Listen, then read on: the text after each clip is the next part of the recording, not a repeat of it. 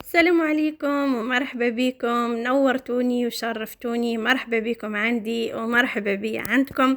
طليت عليكم اليوم بقرطان اقتصادي 2000%، ما فيه حتى لحوم ولا دواجن ولا اقتصادي غير بالخضرة ويهبل في البنة. أول حاجة رحت قليت الكورجيت وقليت البيضنجال ديرونديل كيما هكا، وقليت ثاني معاهم زوز كعبات تاع بطاطا متوسطين، هما ثاني قصيتهم ديرونديل وقليتهم. ومن بعد رحت نوجد في لاصوص طوماط تاعي، رحت جبت 3 كعبات تاع طماطم وبرشتهم وجبت الزيت السخون حطيتهم ودرت معاهم رشه تاع ملح رشه تاع ثوم كيما هكا، بقيت نحرك فيهم شويه. هذا توجديه في اللحظات الأخيرة، يعني قبل المغرب يوجد لك ويهبل في البنة. بعد رحت جبت مغرفة صغيرة تاع طماطم تاع الباطا، طماط كونسونطري، ونخلوها كيما هكا، وزدت معاها نص مغرفة صغيرة تاع هريسة، ونخلوها شوية تعقد، ما نخلوهاش تنشف ياسر، شوية بركة تعقد ونحاها. خليتها تكتكت مليح حتى طابت ما تجينيش نيه، وفي نفس الوقت ما نحتاجهاش تنشف لي ياسر خلاه، لاني راح نديرها بين طبقات. هنا بعد ما تجمرت لي مليح هذيك الطماطم، دركا نروح نوجد الخليط هذا اللي راح نصبه على الجراتان من فوق. هذا واش نحتاج؟ ما نحتاج فيه لا لحوم ولا دواجن ولا اي اضافات ياسر. واش جبت هنا؟ جبت زوز مغارف كبار تاع فرماج تاع لوموندور هذاك تاع البيدون، درت معاه مغرفه صغيره هريسه ومغرفه صغيره ثوم، والكاس هذا الاول تاع تاي حليب نحلحلهم مليح مليح مع بعضهم حتى يتحلي شويه هذاك الفرماج، ونزيد معاه كاس اخر تاع حليب تاع تاي. وهنا يكون كل شيء عندي واجد، ونبدا نحضر في المول تاعي.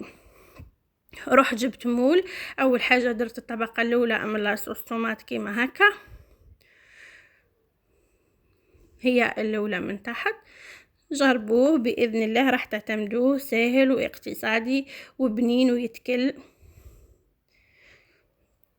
المهم الخضره كي نقليوها نقطروها قبل ما نبدو نحطها في المول، نحطوها في سيرفيات نخلوها تقطر مليح باه من بعد ما يجيناش الكراتان تاعنا مزيت ياسر. ستفت الكعبات تاع البيضنجال هما الاولى كيما هكا، عمرت المول مليح حتى كملت الكميه اللي عندي كل. وبعد زدت روحت جبت لاصوص طوماط وزدت درت غير دهنه شويه برك من فوق، على خاطر اني ما زلت محتاجتها في الطبقات الاخرين. على هذيك غير ندهن بشويه برك، حاولت اني نقتص ادفعها شوي بالطريقه هذه. ومن بعدها رحت جبت الكورجيت حطيتها حتى هي بنفس الطريقه، بلا ما ننسوا ان نقطروا الخضره، على خاطر كل ما نقطروش الخضره راح يجينا مزيت، سما لازم نقطروه مليح باه كي نديروا المول تاعنا من بعد كي نجو راح نجبدو ما يخرج لناش الزيت.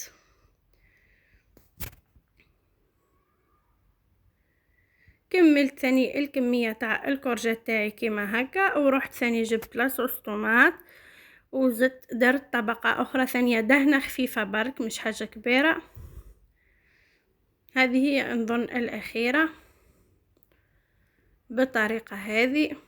ساهل ماهل اقتصادي، يوجد ثم يعني القليان معروفة ما يديش الوقت، تخرجيه من المقلة كيما أنا هنا جويه 5:30 هكاكا كنت وجدته وحطيته مع المغرب، هذاك هو.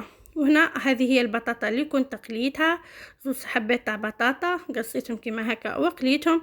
هذه اخر طبقة ستفتهم من فوق كيما هكا،